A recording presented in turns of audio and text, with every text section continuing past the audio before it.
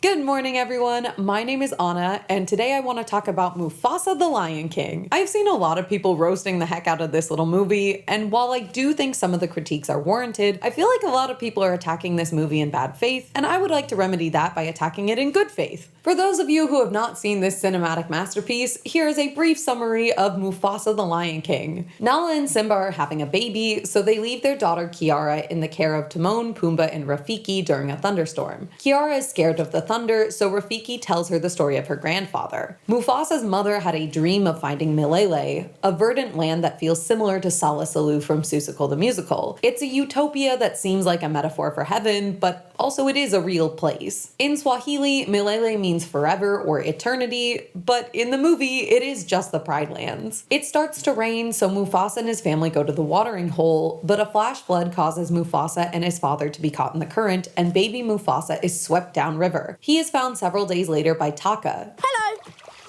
I'm Taka, the prince of a small pride who rescues him from crocodiles in the river. They return to Taka's father Obasi, who hates outsiders and doesn't trust Mufasa because he is a lion peasant. That smell is disgusting. Mufasa is allowed to stay with the females and learn the ways of the hunters of the group, such as tracking and trusting your nose. Years later, Mufasa and his adopted mother Eshe are accosted by two albino lions while hunting. Taka runs away in fear while Mufasa protects his family and kills one of the lions in self-defense. The second lion escapes and reports to Mads Mikkelsen Lion, who is a eugenicist that is trying to kill all the rival prides so that he can become the one true Lion King.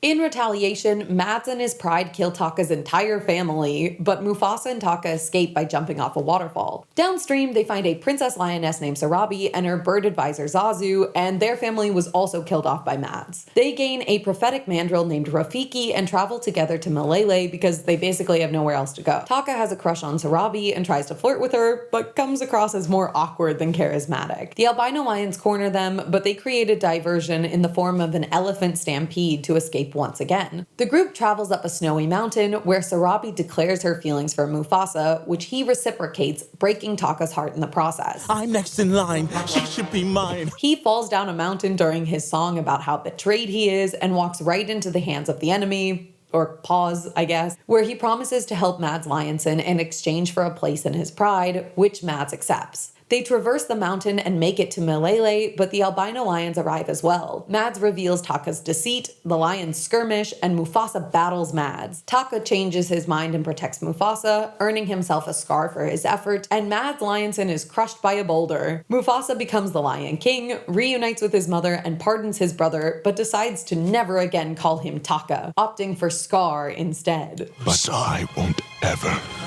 say your name again.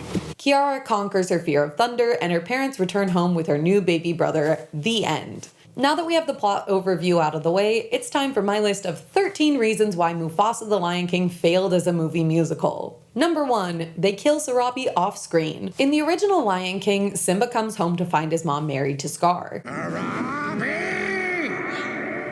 She leads the lionesses in their fight against the hyenas, but in this movie, Sarabi is never seen or mentioned except in the flashback narrative. Simba's daughter Kiara is left in the care of Rafiki, Pumbaa, and Timon, which is fine, but what I'm not fine with is the fact that Simba's mom clearly got killed off screen and no one says a word. Everyone is focused on Mufasa. And I get it, he's voiced by James Earl Jones, and it's literally the title of the movie, but Sarabi is the main love interest in this film, and we don't get any closure about her absence. If she were alive, I assume she would be the one caring for Kiara, and she doesn't show up to greet Simba at the end, so I have to conclude that she died off screen, and it's weird that the film never mentions this. We get closure about Mufasa and his mother, so where is Simba's mom? Number 2, I don't like the framing device. The framing narrative of this movie is Nala giving birth to her son, so Simba has to go find her at the royal birthing site, which is very weird. First of all, if it's the same place every time, why does Simba need to come find her? That defeats the point of hide and seek. I'm here. Second, in the other movies, it really seemed like the lions gave birth to their cubs inside the Pride Rock cave, but sure, I'll buy into the idea of a birthing ground specifically for lion nobility. As a result of this never-before-seen tradition, Kiara is left in the care of Timon, Pumbaa, and Rafiki. Unfortunately, I find 2/3 of this group really annoying. I like Timon and Pumbaa in the original Lion King, and I like Billy Eichner and Seth Rogen when they are people, but for some reason I find these guys so grating as Timon and Pumbaa. Which is not good! They annoy me, and their constant interruptions in the meta-narrative are completely obnoxious. Every time I get settled into Mufasa's tale and forget it is a story within a story, the movie bursts my bubble by bringing back these two. Hakuna Mufasa! Kiara and Rafiki are fine, but I really don't see the reason for the other two to be here, except that Disney assumed people would be disappointed to see a Lion King movie without them. They want this! And they were wrong. I would not be disappointed in the least to see Timon and Pumbaa gone. Which is not good! This movie basically uses the same framing device as The Princess Bride. A kid is stuck listening to a story from their elder, and they slowly become more invested and experience character growth as a result of sharing the story. However, I don't think this works as well in this instance. Kiara is scared of thunder, and she learns to overcome this fear, but that is not paralleled in the meta-narrative. Mufasa is fearless for the entirety of the movie. He briefly struggles with aquaphobia after he was carried away by a flash flood that killed his father, which seems pretty valid to me. He doesn't work to overcome this fear at any point or enroll in Aquatat's swim school for lessons. It seems like he just has a valid fear for the entirety of the story, and then at the very end he falls into water while battling the bad guy and is semi-okay with it. There isn't a moment where he can say, hey, I'm not afraid of water anymore, because he is literally fighting for his life. Mufasa doesn't experience any other character growth and is a mostly static character, which is fine in children's media. In Elf, Buddy doesn't experience much internal change, but he changes the lives of everyone around him. Buddy doesn't need to change because his narrative purpose is to use his unadulterated joy to bring Christmas spirit back to the adults who have lost their way. I'm good at that. I know you are. But this is not the same situation with Mufasa. He doesn't positively influence those around him through his behavior, and he doesn't undergo any internal change, so there's no reason for Kiara to be inspired by him or for his story to help her conquer her fear of thunder. It's a non sequitur. Number 3, the lion noises were killing me. In an effort to make this film more realistic, they add in a bunch of lion noises all the time, and it kind of drove me bananas on my second viewing. Majesty! Oh. Everyone's speech is garbled because of this, and we cannot get a moment of silence because someone is always grumbling in realistic lion growls. Once I noticed this, I could not stop hearing it, and it really dampened my viewing experience. The original Lion King roars were created by Frank Welker growling into a metal trash can, and they were amazing. But the movie uses them sparingly. Frank isn't growling the whole time because that would make it less impactful when the characters growl. Moments of stillness and silence create a stark contrast for when the characters do yell or roar or express emotion. But when growling is the standard, then it doesn't feel different when they are trying to show they are upset or hungry or anything else because the audience has started to tune out the background noise for the sake of their own sanity. Number 4, those lions totally starved to death. I understand that this is a movie meant for kids. I'm not asking Disney to show us a CGI photorealistic lion hunting and killing an antelope. I recognize this isn't the Discovery Channel. That being said, it's weird that the movie keeps pointing out how hungry the main characters are. We need food. They are all starving to death, and they have not eaten anything for the entire film. He's a starving lion who wants to eat me, so I am slightly torn. I, an adult woman, know what lions eat in their natural habitat. I don't know if every child does, but I think they get it. I mean, even in the original Lion King, Mufasa says, "Don't we eat the antelope?" Yes, Simba, but I feel like there's a difference between thinking about cartoon James Earl Jones Mufasa eating and these real-to-life lions talking about how hungry they are. We're starving. It's much more visceral. If they never mentioned it at all, I would be totally fine to just ignore the fact that these lions canonically eat their sentient peasant subjects. But because they keep talking about it, I keep thinking about how these lions don't kill a single thing for 2 hours, and therefore they should have starved to death sometime back when they failed at hunting for the 7th time. Number 5, ghosts are real. After the scout spots the albino pride, he comes back to the group and tells them that he saw the lions and they're white as a ghost, and that line took me all the way out of the movie. I missed dialogue because I was thinking about how these lions acquired a concept of a ghost. I know there is a mystical element to the original Lion King, and we see Mufasa in the clouds and in the stars, but I always thought that was supposed to be interpreted in a metaphorical way and not as a literal ghost appearing. It shows that that we carry the memory of our loved ones in our hearts. He lives in you. And even if that is a ghost, the ghost in Mufasa appeared to Simba as a blue cloud, not a white ghost. It's a throwaway line, but it still got all the way under my skin. Can lions be haunted by ghosts? Do they see other animals as white ghosts? Barry, why haven't you responded to my emails? I'm being haunted by these questions. Number 6, Mufasa and Sarabi have no chemistry. There's a little bit of a love triangle in this film between Mufasa, Sarabi, and Taka, where Taka likes Sarabi first, and he asks his brother for help talking to women. Try to be confident, disinterested. But I'm very interested. Which is funny and cute. Mufasa can specifically smell duck flower on her fur and instructs Taka to mention this in conversation, but he ends up telling her she smells like a duck. You smell like a duck. What? Which is endearing and silly. I find Taka absolutely adorable. I'm a Taka apologist wholeheartedly. It's a sweet scene, and I thought Taka and Sarabi had good chemistry together. She's a little stiff, and we don't get to learn much about her. Meanwhile, he's a little bit awkward, but he is trying and wants to get to know her and what she likes. I love listening. Okay.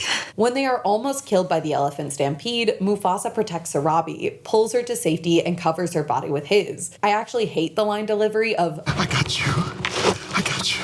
but that is besides the point. After, he lies and says that Taka was the one to do this, with the implication that he is trying to wingman Taka, but ultimately this backfires and Sarabi realizes Mufasa was the one who rescued her and apparently cares for her. I got you. But I didn't feel like this was the case. If anything, it seemed weirdly manipulative of Mufasa to lie to her and surprise Taka. It would be one thing if Taka suggested Mufasa not take credit, but Taka was just a sweet little guy. He didn't ask Mufasa to wingman him like that. He just wanted some help figuring out what to say to her. He was fully ready to credit his brother for the daring rescue until Mufasa changed the narrative. After she finds out, Sarabi and Mufasa have their lion love song called Tell Me It's You, I Know It's You, Tell me it's you, I know it's you. which is supposed to be their version of Can You Feel the Love Tonight, but I never felt like these two had any romantic tension. Which is not good. Maybe that's because they are more realistic CGI lions, but I just didn't feel like they cared about each other. They didn't cast longing glances or give bedroom eyes. They just walk around a bit. Number 7, everything feels rushed. Every single line of dialogue felt unnecessarily fast. There is very little time for silence. A character says their line and the other character responds immediately as though they already knew what the first person was going to say. I'm a Mufasa. Do you even know what Mufasa means? No. It means king.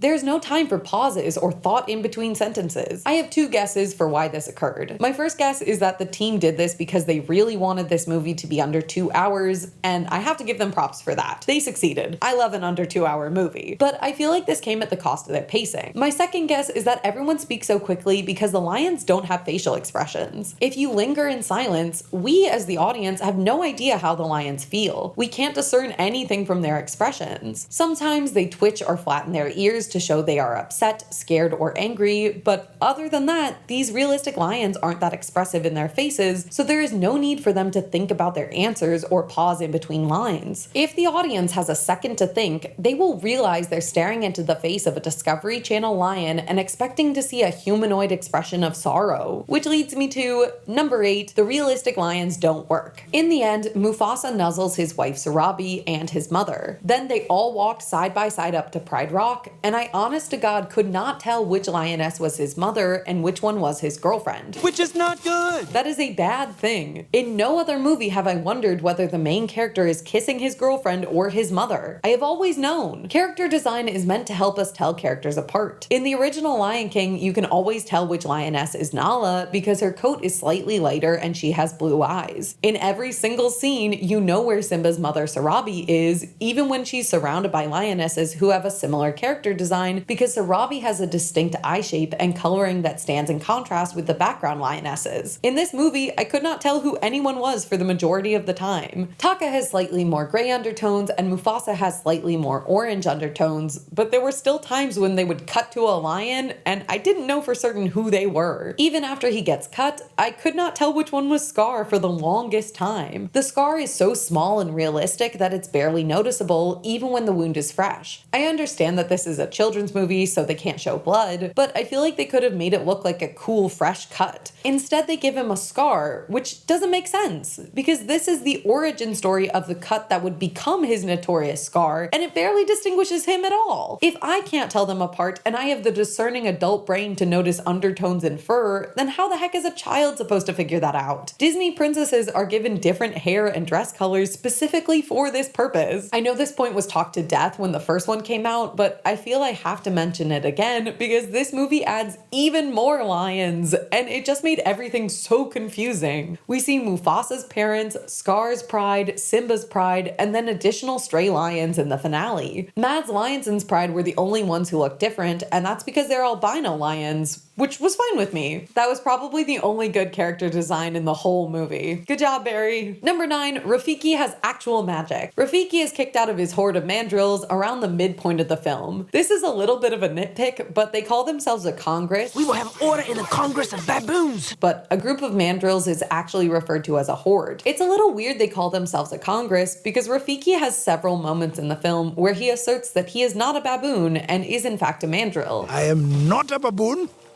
I am a mandrill. Also, a group of baboons is not called a congress. That was a joke someone made about politics in the United States, and now people misattribute this to a group of baboons. A group of baboons is called a troop, or the Brits call them a flange. A congress is the name for a group of salamanders. Rafiki is kicked out of the group because he has been having prophetic dreams and attempted to warn the others in his community about impending danger. But they believe that Rafiki is communing with spirits to bring ill fortune to their families. He's basically the mandrill community's version of Cassandra from Greek myth, who was a prophet who could see the future, but was cursed by Apollo to never be believed. Rafiki has a similar arc to Bruno from Encanto, another character who can see the future and is run out of his community for bringing ill tidings. This is the second Lin-Manuel Miranda project with this plot. I think this is just a coincidence because I don't believe Lin had any say over the script of Mufasa, but it is interesting to note the similarities between Rafiki and Bruno. This bit of real magic made me question everything about The Lion King. Once again, I always assumed the cartoon was being metaphorical and that Rafiki did not actually have any powers of divination. I thought he just had some therapy and was more emotionally mature than the rest of the cast. Look hard.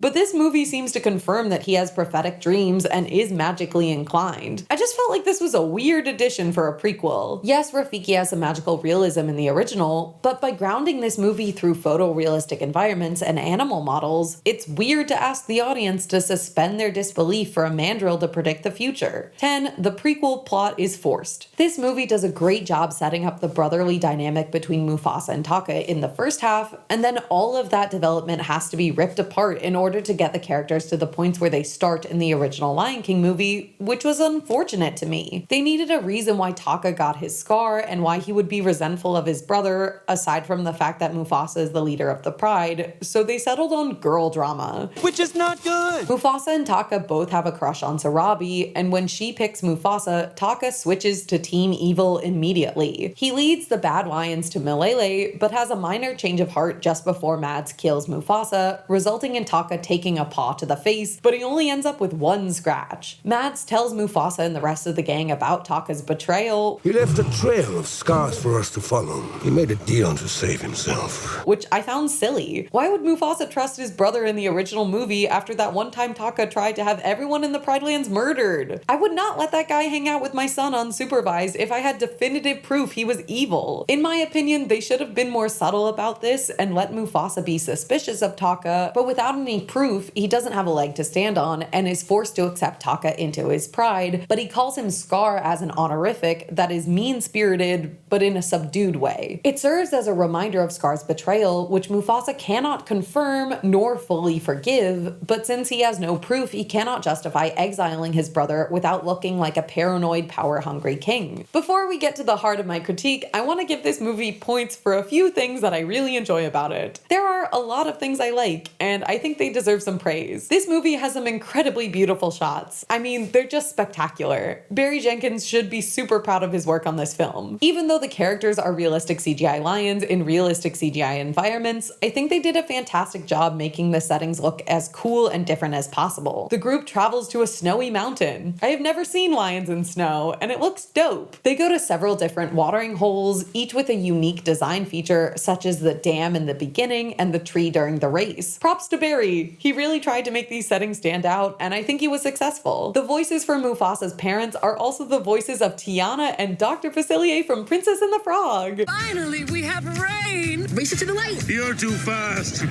I love Keith David. I think he has such a cool voice, and I loved getting to hear this little reunion in Mufasa. When they sing Milele, the mom and dad start imagining everything and envision all the plants and animals. The water flows, the grass is high.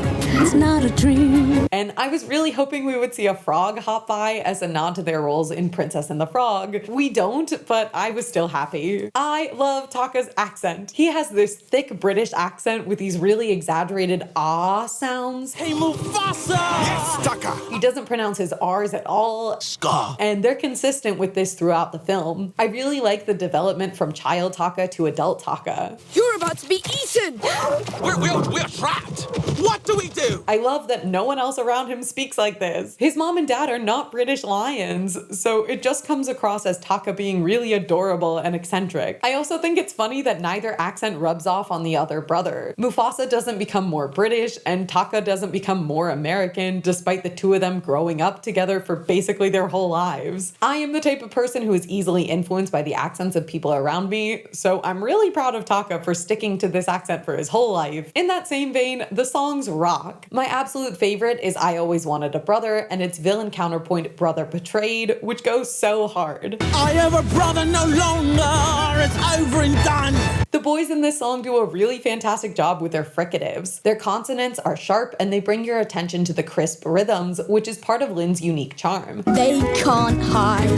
What's your hide? I love the way they utilize the long, drawn-out vowels in young Taka's accent to create this sense of direction in the song. His vowels drive toward the next phrase like a lion on the prowl, but no growls. It's really fantastically done. This song transitions Mufasa and Taka from cubs to teen lions, and the transition is choreographed so that the animals block them like they're covering a quick change in a stage musical, which is so cute and clever. My second favorite is We Go Together, which I will talk about more in a moment. So good, so far we go together. I wasn't the biggest fan of the villain song Bye-bye. because it felt a little too silly and simplistic for my taste. I'm guessing this was adjusted to be easier vocally because Mads Mikkelsen is singing it and he's not known for his musical prowess. In the context of the movie, it's weird for Mads to threaten to kill a pride of lions and then stop for a quick song about how he is totally going to kill you, but I have to say that it is pretty dang catchy. Climb every tree across land and sea. Lin got me. I initially thought Milele was just okay, and we'll talk more about why in a second, but now I'm a little obsessed with it. 11. This movie has so much death in it. The first time I watched, I didn't really notice, but on the second go-round, it became evident how violent this movie is in an entirely PG way. Mufasa's father drowns in a river while trying to save his son. Mufasa kills the villain's son by impaling him on a tree branch. This one is probably the most graphic in the movie. It's not in focus, but you can see his limp body in the background of a couple shots following this altercation. Taka's parents and their entire pride are slaughtered and eaten by the albino cannibal pride. Again, we cut away, but it was a pretty dark implication. After Mufasa and Taka jump off the waterfall, one of the albino lionesses jumps in after them. She swims for a few moments before abruptly disappearing beneath the water. We then see two hungry crocodiles swimming rapidly toward Mufasa and Taka. I was momentarily stunned when I realized the implication is that the lioness disappeared because she was immediately eaten by the crocodiles. A few minutes later, there's an elephant stampede, and we see several of the albino lionesses get kicked by elephants and presumably trampled to death just outside of the view of the camera. At one point, a lioness prepares to attack Taka, but an elephant trips and crushes the lioness to death under a pile of rubble. The main villain is killed after Mufasa uses his spidey senses to detect a large boulder which had fallen into the water. Honestly, he could have just used his eyes to see this giant rock, but sure, he used his female hunting skills skills. He maneuvers Mads to be in the direct path, so he is pinned beneath this rock and supposedly crushed to death and or drowned. There's a lot of death, and they don't call attention to any of it. I guess this is just for the benefit of the adults in the audience, but I really don't understand why. 12. Next, we have my biggest problem with this movie, the musical aspect. Pumbaa, no, it is way too early for the song. The rest of this video is basically all this one point. I added extra numbers so it wouldn't seem overwhelming, but know that I view this as one giant tangent about music and musical aspects of this film. When I saw this movie for the first time, I walked out of the theater thinking the songs were a bit lackluster. I didn't feel like they hit the emotional heights I was hoping for, and they weren't as high quality as some of the other songs Lin has created. However, once I got home, I could not stop thinking about these songs. I listened to I Always Wanted a Brother and really liked it, but I didn't want to give any of the other songs a second chance, and when I finally did, I loved the entire soundtrack of the film. You sang that song for 6 years straight? Well, who didn't? I think all the songs are incredible. Are they on par with Hamilton? But that show is a masterpiece, and some of those songs took Lin a year to write. I don't think it's fair to expect the same level of passion and dedication to be put into the live-action CGI Lion King prequel movie, and that's okay. That being said, I do think it was BS that none of these songs were nominated for Best Original Song for the 2025 Academy Awards. Disney did a 4-year consideration campaign for Mufasa, but I guess it just didn't make the cut, which I found disappointing. The original Lion King won for Best Original Score and Original Song for Can You Feel the Love Tonight, and had the category existed in 1995, I'm sure it would have won for Best Animated Feature as well. From The Lion King, Can You Feel the Love Tonight? Music by Elton John, lyrics by Tim Rice. From The Lion King, Circle of Life, Elton John, lyrics by Tim Rice. From The Lion King, Hakuna Matata, music by Elton John, lyrics by Tim Rice. Just like the first one, this film is a musical, but it feels like they brought Lin in after they had already set everything up and then just told him where they wanted to add songs. It felt very much like Lin was told to insert a villain song here or insert a love song there, but the movie itself doesn't set up or support these songs. I've said it once and I'll say it again, the whole point of singing in a musical is that the characters become too emotional to speak, so they have to sing about their feelings. I can't just turn it on like that. I have to be in the moment. That is the only way they can express themselves. If you add songs in all willy-nilly, there is no emotion behind it, and then audiences won't like your musical, and I get to see fewer musicals. Also, Lin basically confirmed this was exactly how they wrote the songs in his interview with Barry. When you read a script and go, a song goes here, a song goes here, a song goes here. So I'm not speculating when I say that the writers left the songs high and dry. Number 13, the mix ruins the music. I am sorry to whoever mixed this film. I'm not trying to be a big meanie, but this film was mixed really poorly. I saw this movie in 3D and again in a regular theater. I didn't see it in IMAX or Dolby, even though they were promoting the heck out of it in Dolby, and that's my go-to format. Best version of screening this film is Dolby Vision and Dolby Atmos. But there was a 3D fan event on opening night for Mufasa, and I decided to go to that, and they gave me this cute little Mufasa Christmas ornament. Can I pause real quick to get out my Mufasa Christmas ornament? I'll be right back. I knew I needed a prop. Mufasa! Right, are we still rolling? I love it. Look at my Christmas ornament, everybody. All right.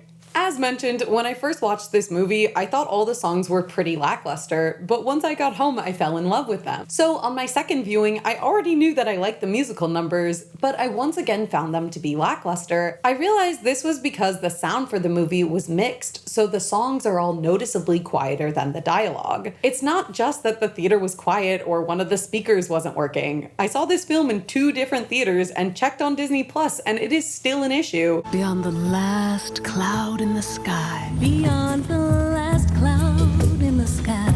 So I have to conclude this is a problem with the theatrical mix itself. The dialogue was mixed to be louder than the songs, and that's weird and bad in my opinion. This mixing issue really sucked the life out of the music. By mixing it at a comparatively lower volume than the rest of the film, it made the song seem dull and less energetic, which is not what you want for songs, which are supposed to be the emotional cornerstone of your narrative. Lin spoke about how he wanted to capture the classic Disney musical sound by having a score that swelled And soars. Called it sort of like soaring is difficult. But by turning down the volume on all the musical numbers, they cut Lin off at the knees. The score can't swell because it's too quiet to hear. In addition to mixing every song quieter than the rest of the film, the mix also undermines the structure of the music. The song We Go Together is a quodlibet. A quodlibet is a musical composition that combines multiple different melodies using counterpoint in order to create a unique yet harmonious polyphonic sound. In a quodlibet, each character introduces a different melodic line one by one, and then each line is slowly layered on top of the other at specific intervals and rhythms to create a new sonic experience. This is different from a round robin because in a round robin, everyone is singing the same lines, but they start the song at evenly spaced intervals to create a layered song.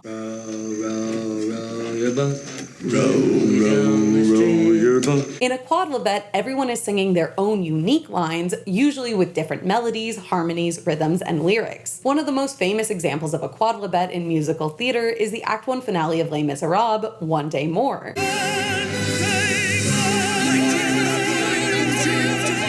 But if you're not a musical theater person, it's likely that you've still heard quodlibets without realizing it. For example, We Don't Talk About Bruno is another quodlibet written by Lin-Manuel Miranda.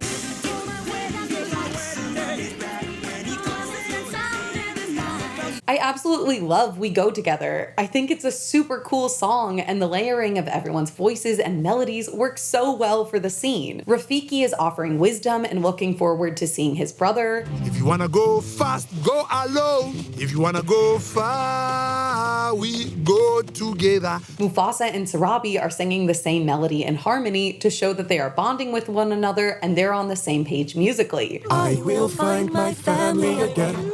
I will walk with you until then. Taka has my favorite line, which is entirely focused on how pretty he thinks Sarabi is and how he believes they belong together. Like the flecks of gold in your main Sarabi, you and me, we go together. But he sings alone, which shows his feelings are not reciprocated. Finally, Zazu is providing a higher counterpoint, letting his vocals soar above everyone because he's a bird. But It's really clever and well done. But when I saw the film again in theaters, I realized that the movie itself does this song a big disservice in my opinion. This song does the thing where it makes whatever characters in the foreground sound louder than the characters in the background, which is theoretically a good thing to do. It makes sense to the audience to hear the character closest to us more than the characters who are farther away, but that is not helpful in a quodlibet. The whole point of layering is that the song is supposed to become more musically complex as you add in melodic lines. But by continuing to favor characters in the foreground, you can't appreciate the melodic complexity. Zazu is singing this loud, annoying high line over everyone, and because he is in the foreground, the mixer decided that we should just hear Zazu and no one else, which totally undermines the structure of the song.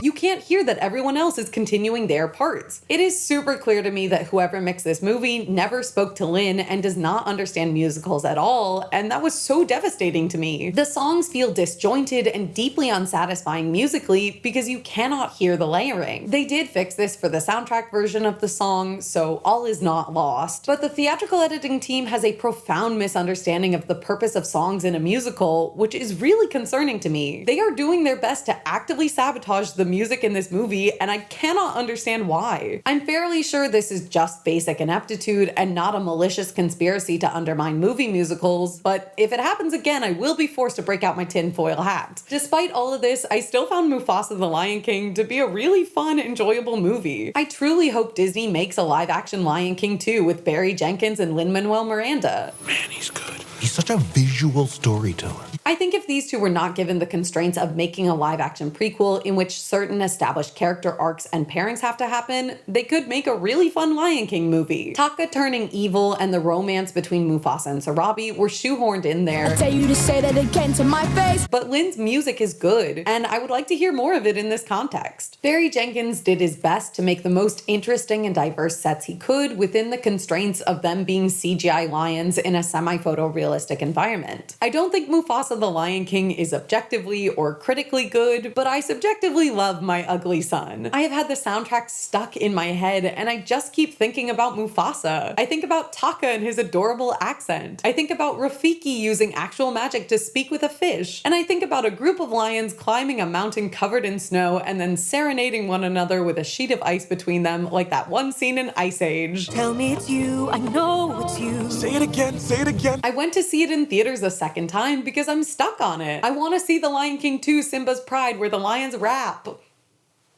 Give it to me, Lynn. Mufasa!